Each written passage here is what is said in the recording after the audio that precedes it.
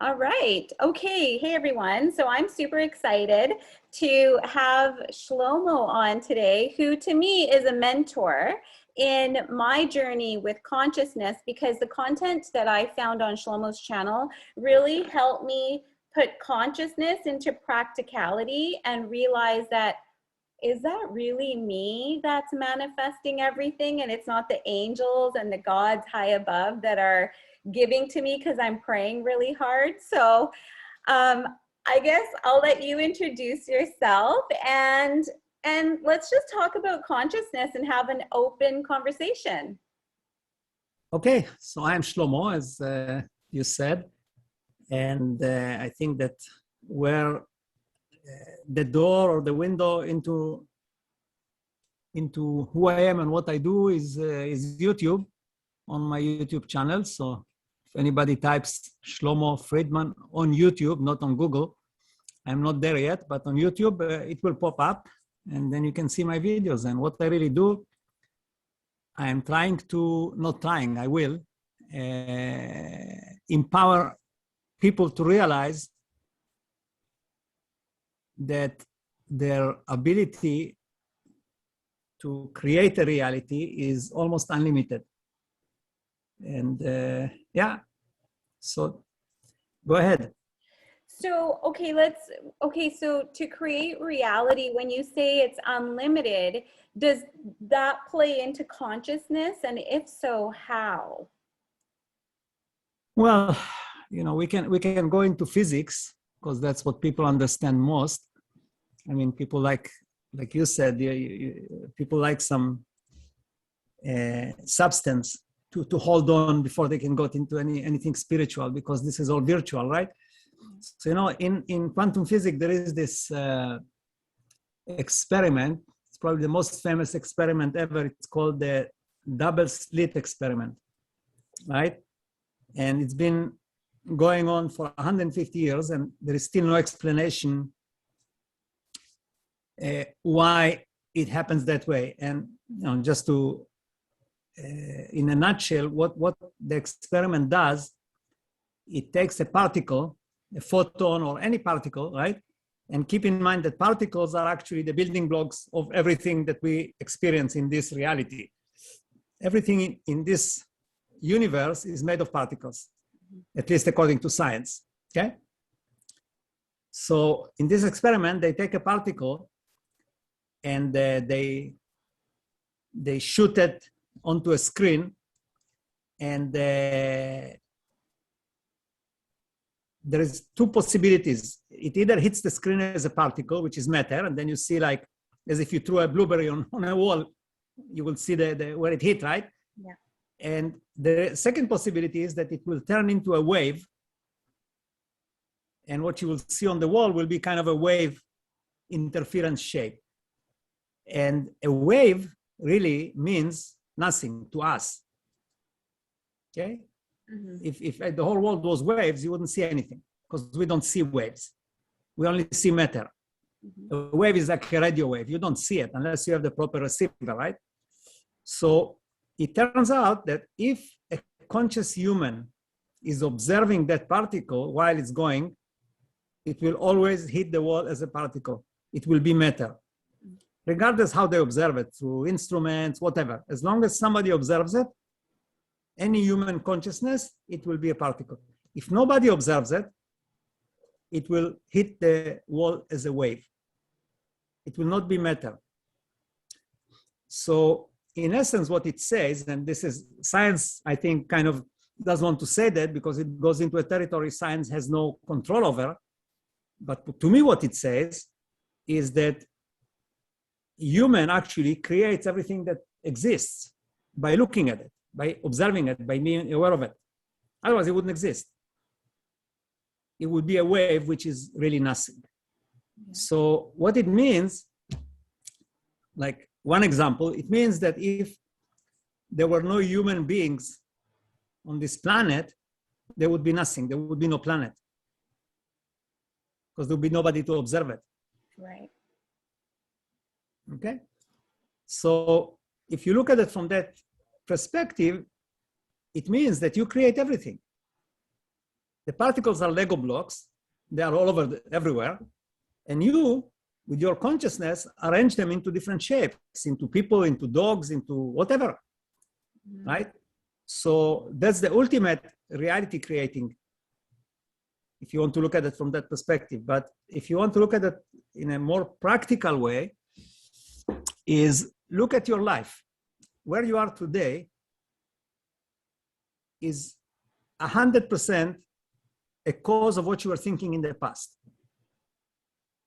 There's absolutely nothing that the house you live in, the people you know, how you look, what work you do, or what, you know, anything you do today at this very moment, you were thinking about in the past. Yesterday or a year or 20 years ago, it doesn't matter.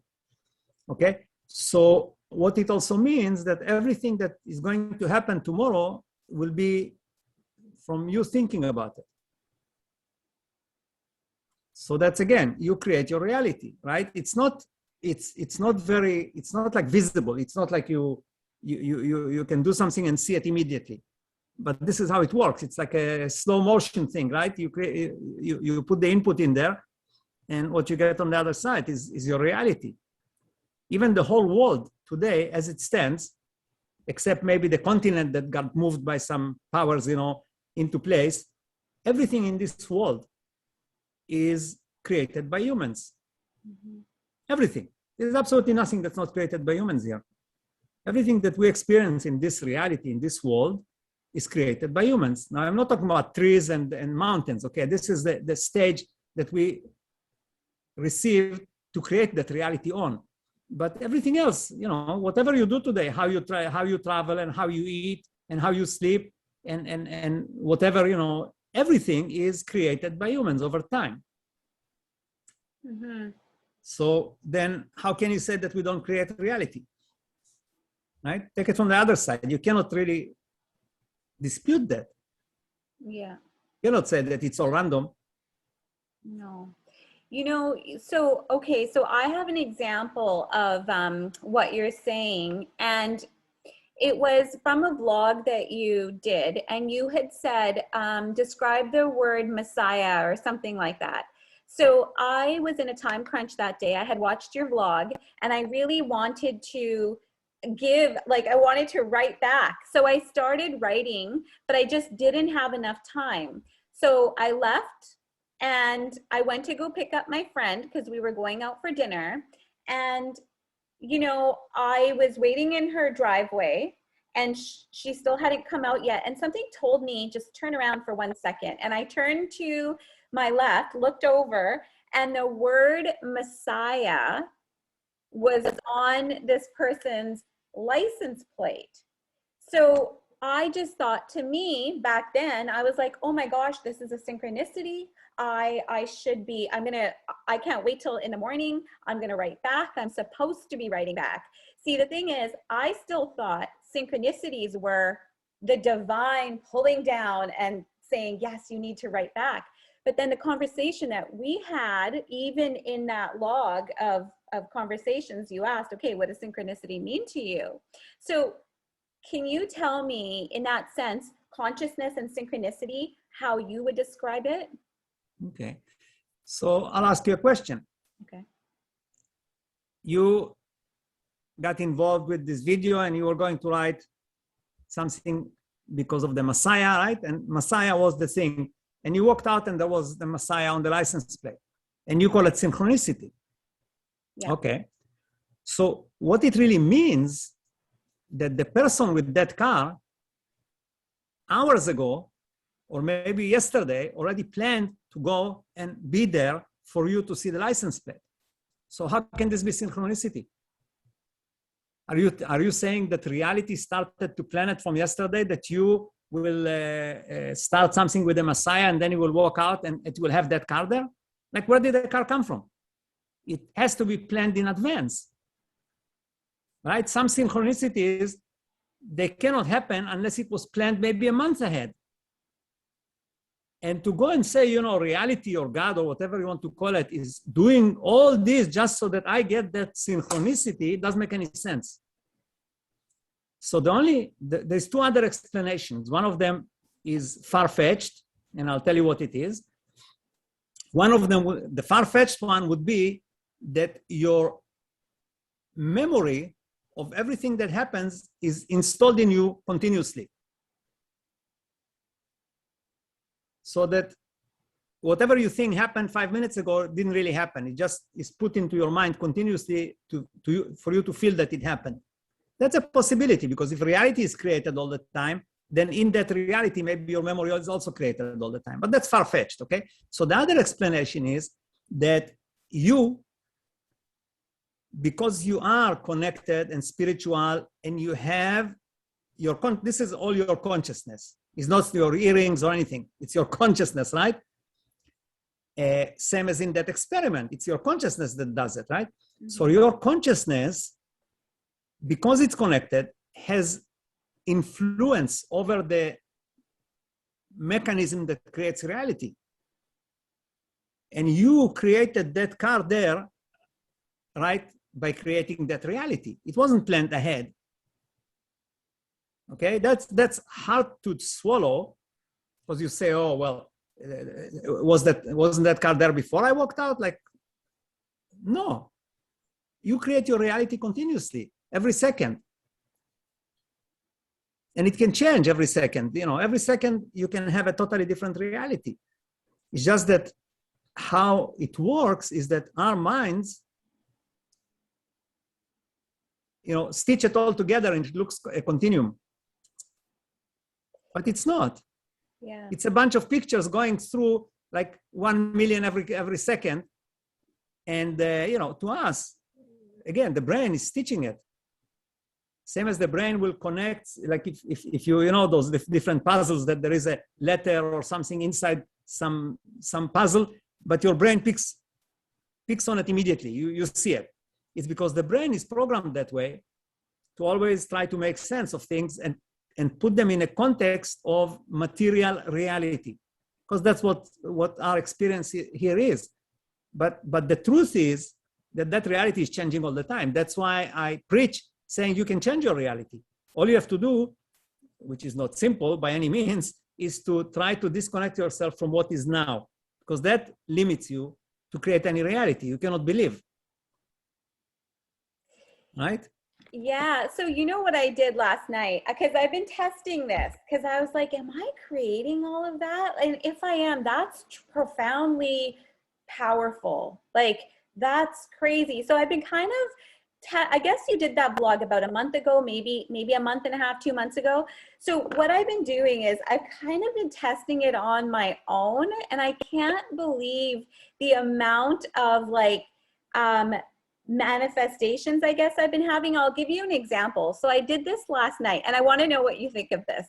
So last night I went to bed excited for this talk today. And I said to myself, so in the mornings, I wake up at 4 a.m. because I do a lot of my studying in the morning, my writing. It's just quiet, and that's what I do. But last night, when I went to bed, I visualized myself waking up at 4 in the morning, because since you did some vlogs and you talked about live 15 minutes ahead of yourself. So I've been practicing that for a while now. So I saw myself in the morning waking up at 4, but then I also kind of put in my consciousness, I'm gonna turn my alarm off and I'm gonna go back to bed. Okay, so this is a twist. This is a little bit different. So that's exactly, this morning my alarm rang, I turned it off, and I said, oh, I just want 5 minutes, not realizing I had put this in my consciousness last night. So I was like, oh, I just want 5 or 10 more minutes. I'm tired today. So I turned it off and I went back to bed. I fell asleep again. And then at 5:05, this fruit fly came and went in my ear and just woke me up. And I thought, oh, and I was a little bit confused because I had fallen asleep, but then I woke up and it was like 5:10, and I was like, oh, I better get up. I got up, did my thing, did my routine, but I didn't realize that these events had happened until I sat down with my cup of coffee and I started writing, and I thought, oh my goodness, all of this happened. Was that my consciousness? Like, because it feels like it was to me. But how would you describe that? Like a fruit fly just randomly waking me up when I was in full sleep dreaming. I remember the dream that I was having when I was woken up from the dream. Well, uh, I cannot really give you an explanation because it would be but again, since you create your own reality, right? So if you think about it and it's your consciousness is there, it will create that situation for you. Yeah. But look at it differently, because there is a misconception, and it's global. Okay. And this is the biggest, probably one of the, if not one of the biggest obstacles to being able to manifest and to understand. And what it is the separation between physical and metaphysical. People separate, like, manifesting a strawberry right now here on my desk, that's metaphysical. But if I get up and make a cup of coffee, that's physical. Mm-hmm. But in reality, there's no difference. And this is very, very hard to comprehend. This is that line I talk about, that's the line of impossibilities, because we draw that line and we say anything above that line is metaphysical. And, I don't know, I can maybe do it, I cannot do it. It's like, I have no idea how that happens. But anything below that line, like doing stuff that I do every day, like making your cup of coffee or going for a walk or whatever, this is all, you don't count it as a miracle or a metaphysical, but it's all the same. It's all the same. It's just how you classify it.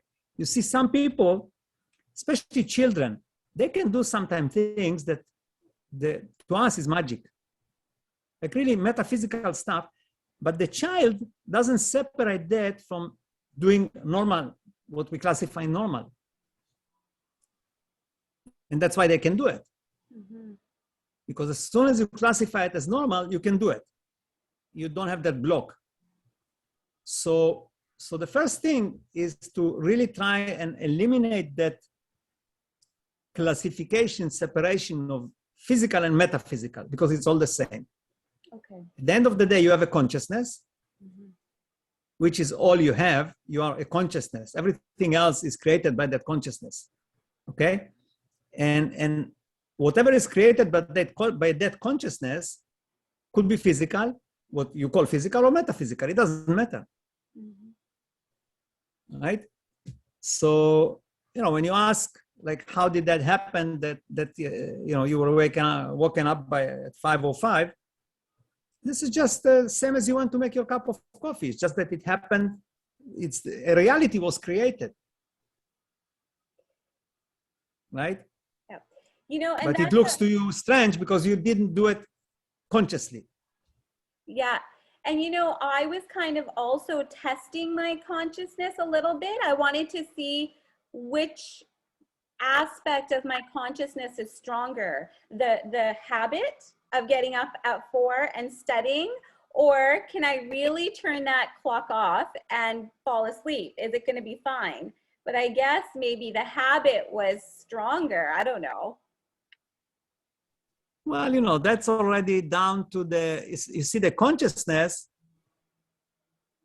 is basically driving what we call our mind. Yeah. Right? So once it gets to the level of the mind has to make all those decisions. And that's how you create reality.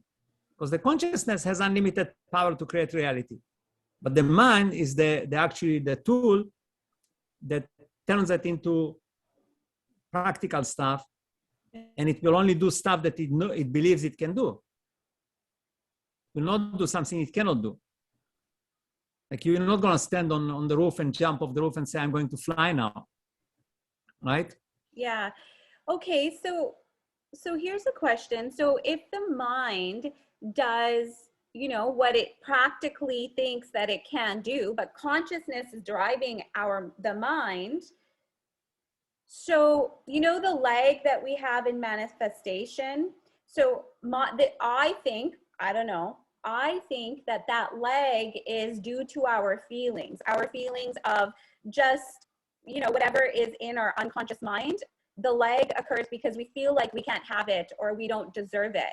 But what if when you have like when intuition hits you, let's say, an intuitive thought comes to you, even if it's not, let's not even talk about metaphysics right now. Like even alchemy, you have this intuition, then you have motion, but then we have thought, which is the air aspect of it. So once you have your intuition, then you have your thought, the manifestation layer, because then afterwards, I just want to show you what I drew out. So here, so we have our intuition, then there's some motion, because that's the fire element. We have some motion, then we have thought, the actual thought, and then time. And this time is what creates our feelings. So I guess my question to you is, when we have kind of intuition come through, and let's say when I say intuition, all I mean is you're not thinking of something and all of a sudden it just comes to your mind's eye. So that forms a thought, obviously. But what if without any feeling, you go ahead and you follow that thought through? So for example, you're driving home from work, and normally you always take a right to get onto the bridge. But this time, you just have the sense of take a left, and you don't even think about it, but you go ahead and take a left. And then once you kind of get home, you avoided a 5-hour wait on the bridge because there was an accident. So is that time lag in manifestation due to our feelings that we haven't dealt with? What if there was no feelings involved and we just went from intuition to thought? Do you think manifestation would be quicker? Well, it depends on your personality. You see people like Donald Trump who have no feelings. Somebody like Donald Trump has no feelings. Like it's hard to believe, but they have no feelings. If they see somebody dies, their mind would be, what did I lose? Like, is there any problem here for my business or anything? Like, they think a different way. And not because they are bad people. It's a personality, and personalities are not by choice. I say every morning in the sky, there is a big lottery there, and everybody born that day gets their personality. And there is absolutely no human control over that lottery. It's the most random thing that can happen. So, if your personality is like Donald Trump, for example, or people that have no emotions, no feelings, then yes, it works. It goes straight from your thought and you can manifest it and it will work. But if you are a personality like somebody who is extremely connected, sensitive, spiritual, blah, that actually the emotions, the feelings control everything, then no, it's not going to work. It has to go through that mechanism, right? So it depends if you have it or you don't have it. It's like, a bad person, like a really cruel bad person who does something really bad, like injures an animal or kills somebody, they don't have any bad feeling about it. And that's why they are never punished. Because the punishment comes from your own feelings of regret and guilt and all that. But if you don't have that, the universe is not going to punish you because you create your own reality and your own punishment. So the same goes for this kind of manifestation. If you have no feelings or emotions, and I always go back to Hitler, then it's easier for them because they believe in everything that they want to do. They believe 100%. They don't have any doubts or feelings or this or that. It's a very black and white thing. So if they can turn it from black to white, it's done. They don't have anything to stop it. Right? We do, because we have all these layers and layers of emotions and feelings, and all that comes into account. And that's why in reality transurfing it says you have to unite the heart with the mind, because that layer, otherwise it's in the way. It's not going to let you do it. Yeah. So do you, what are your thoughts on karma then? What do you mean by karma? I know, like in your words. So my thoughts on what I think karma is. You mean chance? I guess, Yeah, I guess so. Like, for example, for me, karma is your own inside emotions, like you just described. If you feel more, if you're a more feelings person, you feel more guilt, that's your own karma. Outside of yourself, for example, I feel like my son is my karma because I worry about him. And like, that's how I feel like my family's been my karma, because all my biggest learning lessons, they're my mirrors, and they're there for me to see myself. And that's given me growth. That's how I've grown. That's kind of how I see So karma. what, no, but tell me, what is karma? Karma is your level of happiness or suffering on each side. So it's your position, like how happy you are. Maybe, yeah. Because I know karma, everybody has a different meaning for karma. Yeah. So okay, so let's say that that's a measurement of your happiness. And what's the question? So what are your thoughts on karma then? Well, I look at it more from a big picture perspective. So I'm saying, if you want to find out what makes you happy, you have to find out what is your purpose. Mhm. Because if you fulfill your purpose, and I don't mean a purpose like everybody individually, there is a higher purpose, right? There is a reason why this reality exists and why humans are here. This is not, I don't, again, that's very subjective. Some people think otherwise, but I don't think this is random or just happened that some chemicals got mixed up and from the smoke, there was a bacteria created. I don't believe that. And I don't believe it not because I'm religious. To the contrary, I don't believe it because I'm too logical. It doesn't make sense to me. Okay? It's not because I believe in some other, it's just when I observe things, it doesn't make sense to me. Okay, I say if we are here, then some kind of a higher intelligence or higher something created that for a purpose. So the next step is I'm trying to get into the mind of that intelligence and see, okay, if I was that intelligence and I created this, why? What's the purpose? Okay. And when I do that exercise and I start to think from the perspective of, call it God, okay, that's what people call it, then I see everything in a different way, right? Because now my ideas and my concepts and everything is basically meaningless, right? It's like you have a monkey in a cage and the monkey maybe has all these plans, but the monkey is in the cage and you have the key. So it doesn't matter what the monkey thinks or plans, or it's totally irrelevant. It's only relevant to the monkey, right?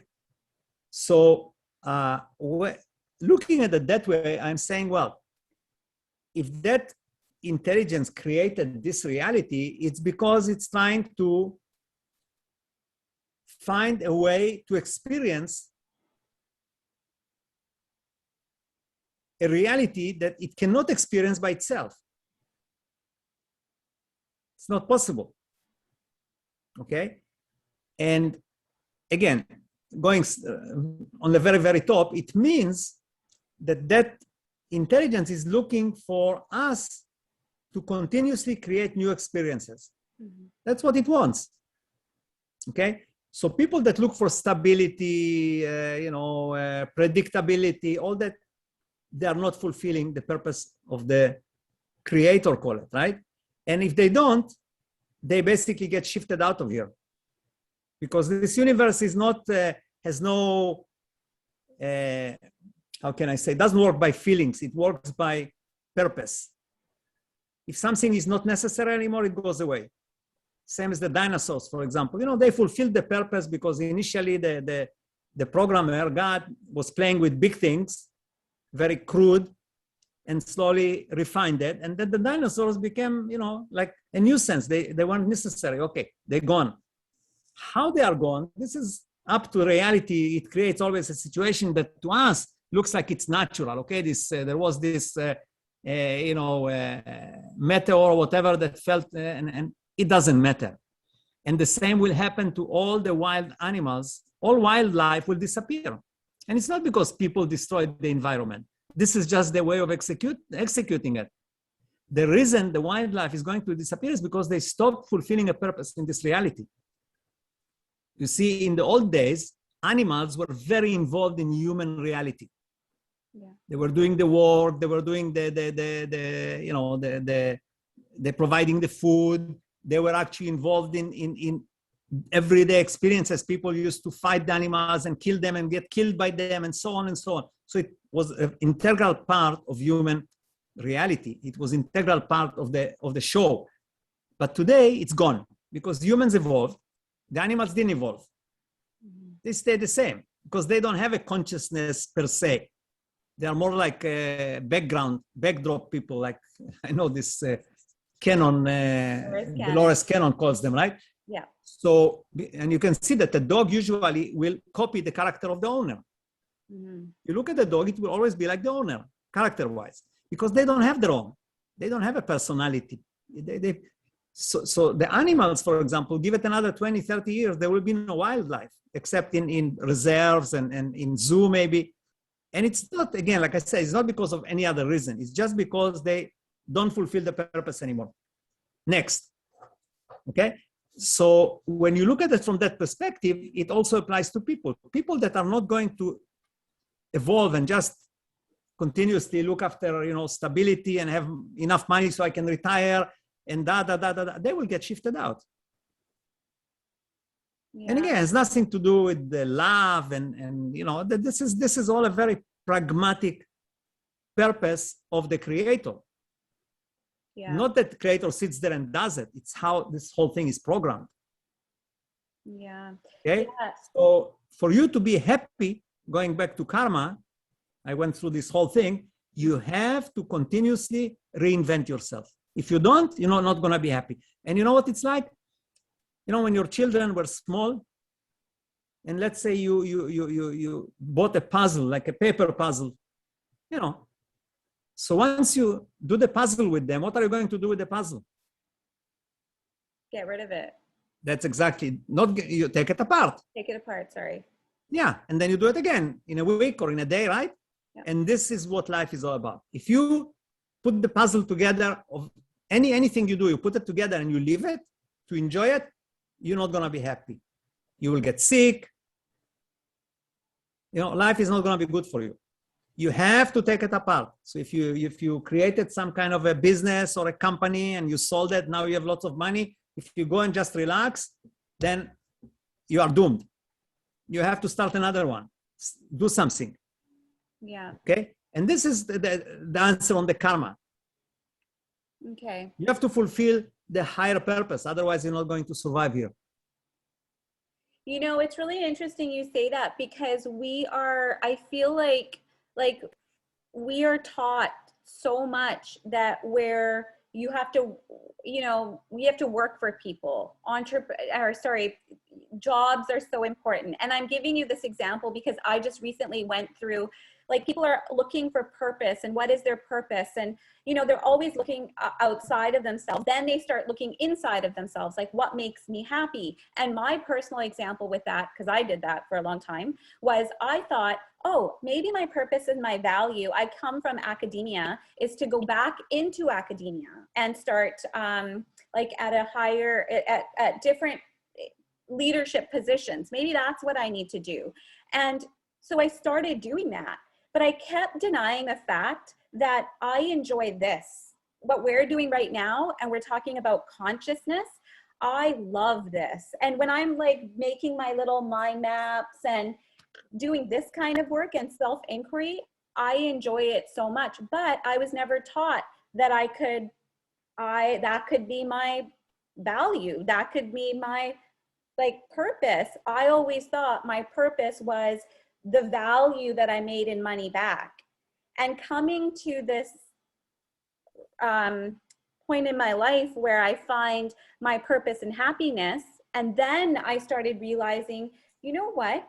Maybe me talking about consciousness and living a fulfilled life and all of this kind of stuff, it's fun for me. Maybe I should do more of that instead of running away from it and chasing academia.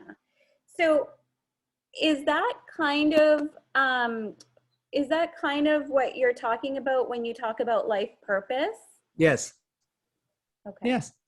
Yeah. And, I don't have to tell you, you see what makes you happy.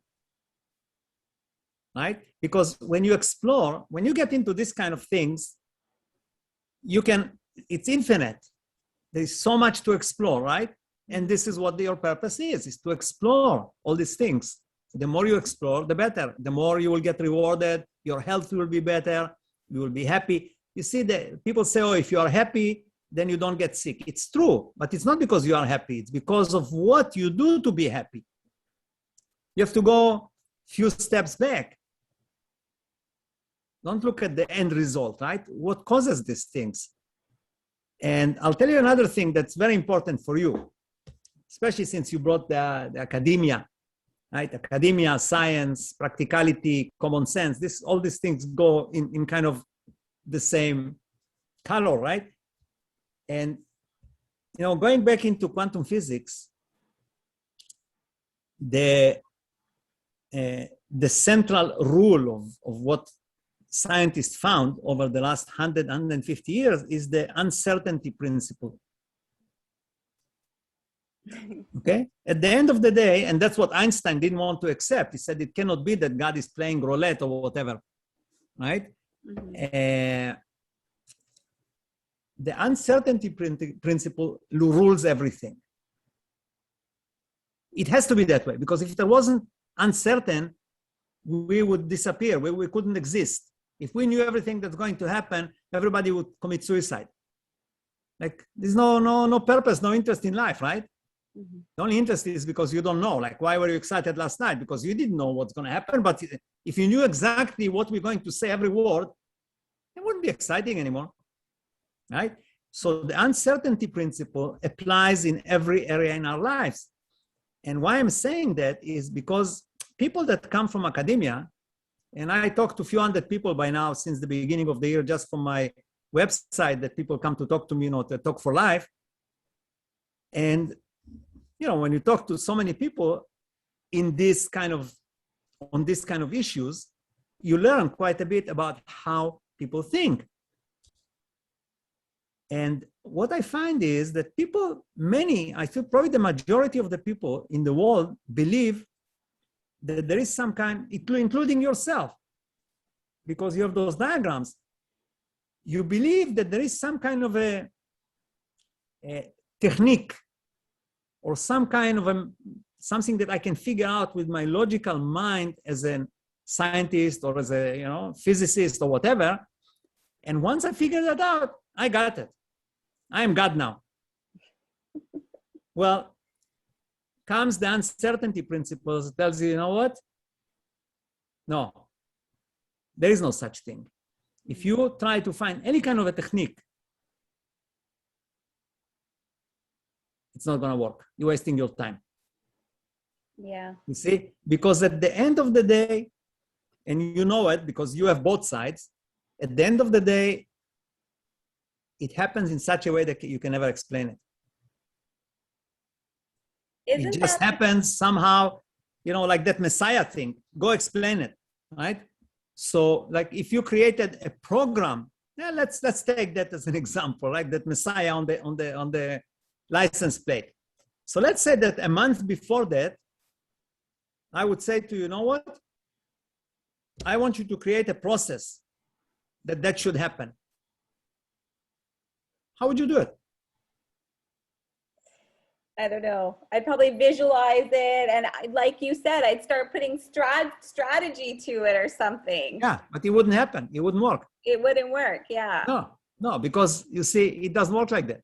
Yeah. It's the uncertainty principle. And whether we like it or not, we're not masters of, we create reality, but we are not masters of how to create it. Yeah.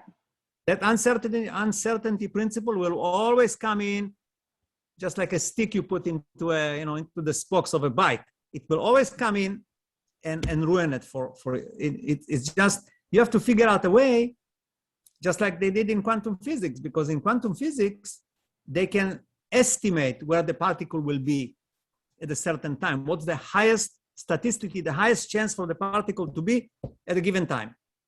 Not exactly, but you can do the same thing. Mm, You can bring it to a high level of probability, but you cannot make it for sure. for It's sure. not possible. So any of those diagrams, is not, doesn't work. So I just There rip you them go. up.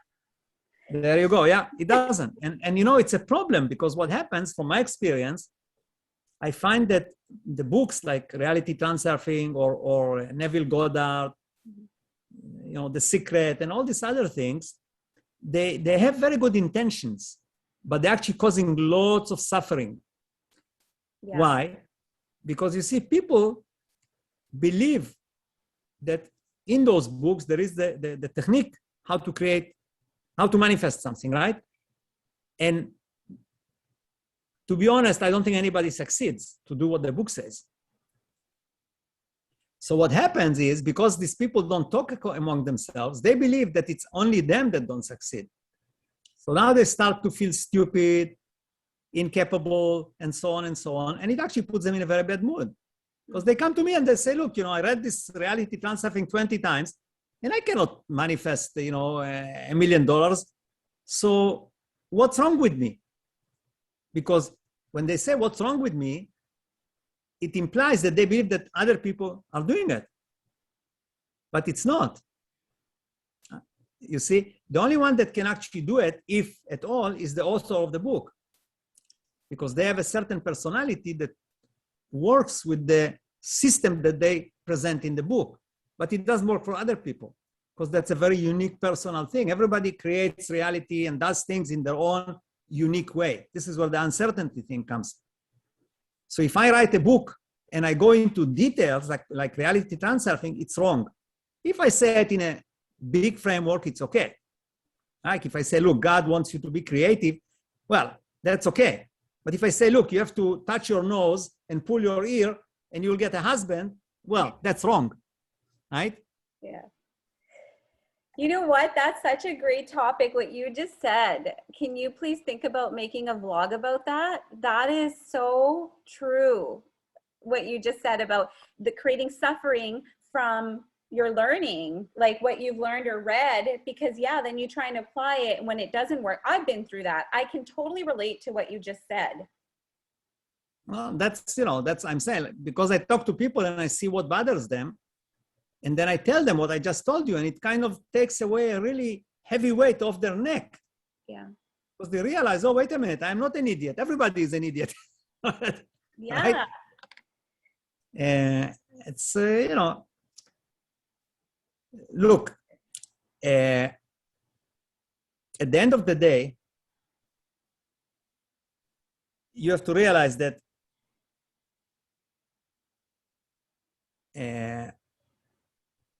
everybody wants to be like God in a way that they can create anything they want and do everything they want and so on and so on and so on. Mm-hmm. But what they don't realize is that God already was there and he didn't like it. So why do you want to go there? God came back here. Yeah. Right? Yeah. He was there. He could do anything.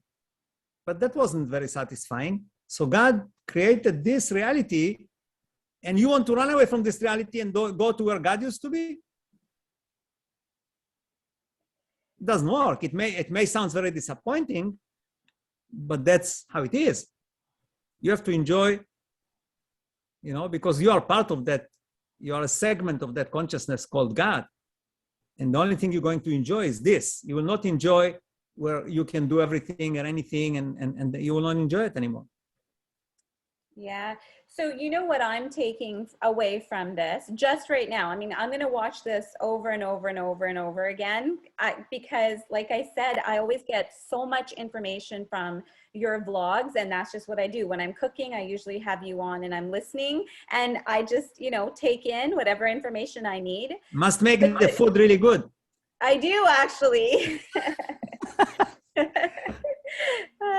But what I'm taking in from this is that life is about constant change. It has everything to do with your personality. And when you were saying that, what I thought about, how I said happiness, karma's happiness, and suffering. That's why maybe it's important to be in the middle, to be just a balance, you know. So I took that in. And thirdly, yeah, what you said in the beginning, we can create anything, but it's a process, not a process, because that's not a word I want to use, because Yeah, what it you were saying, we want becomes to create scientific. processes in our mind.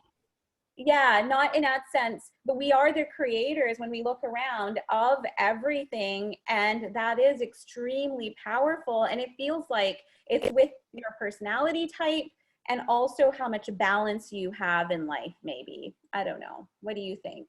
What are your top 3 things you want people to take away? Well, you see, my purpose in everything I'm doing right now, and it took me time to understand what my purpose is, right? I mean, now I'm talking about a personal purpose. Okay.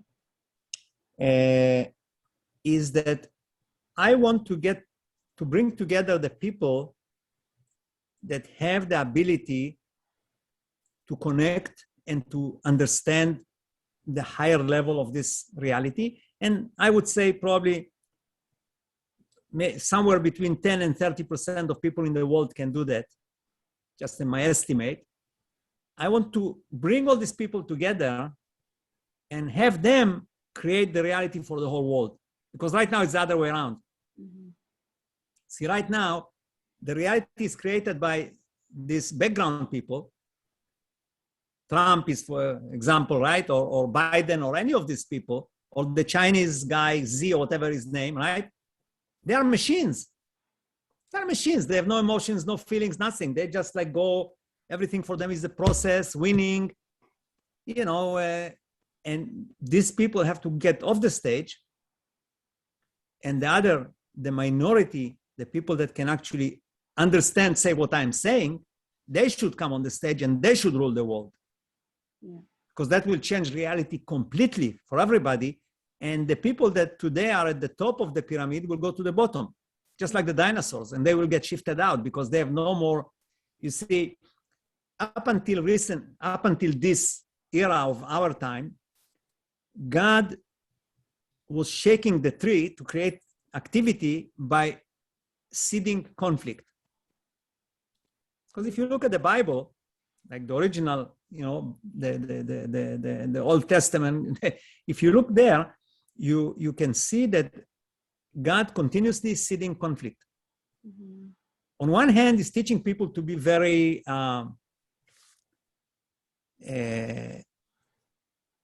what's the word?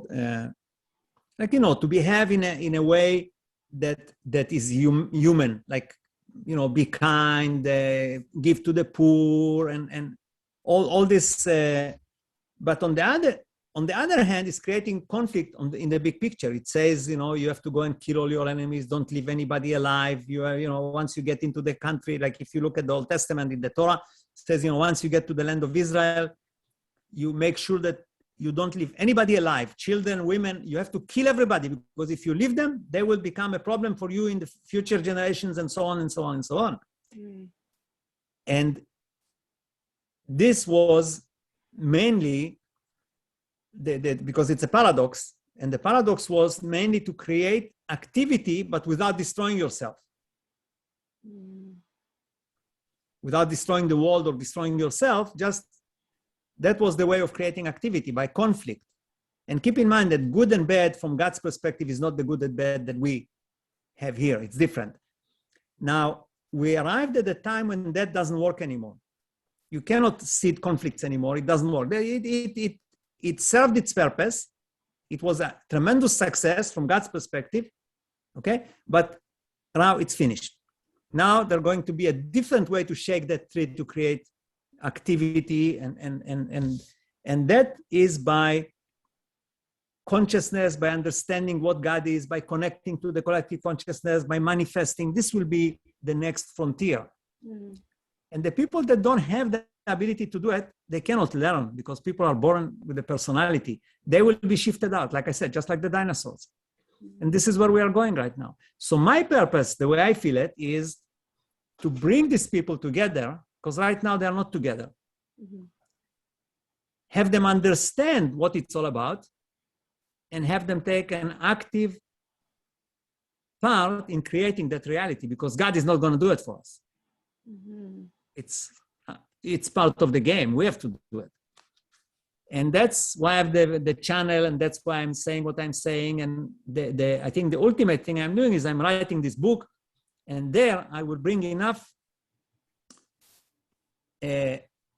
energy and enough knowledge to actually for this to happen. Mm-hmm.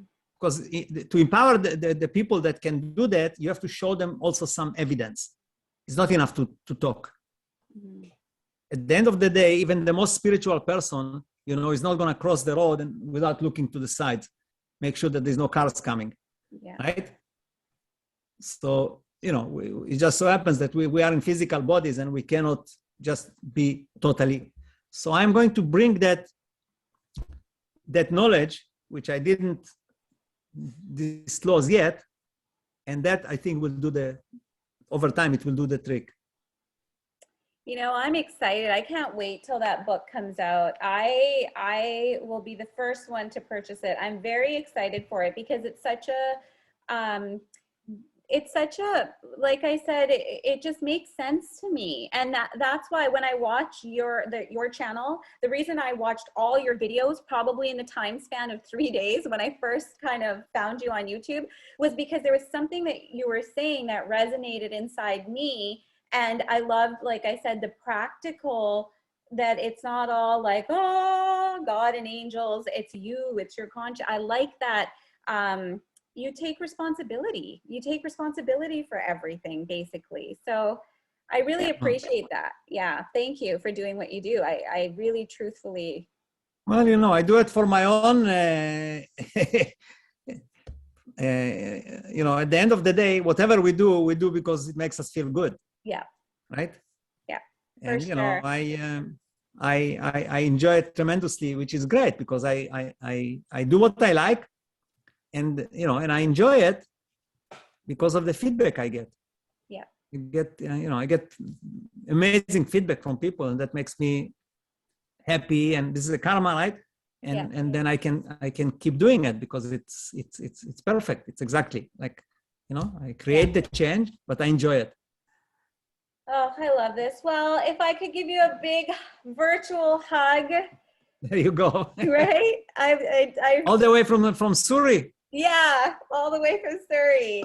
I really enjoyed this, and hopefully we could do it again, because as you were talking, there's some things that I was thinking that I'm doing, because I'm constantly, not testing. I guess my awareness is just higher now since I've been really being like, that was me, I did it, I created that, I created that, I created that. So I'm thinking outside of the box of the metaphysics now. I'm kind of starting to, but I like what you said about the practical. This is still the capacity of my mind.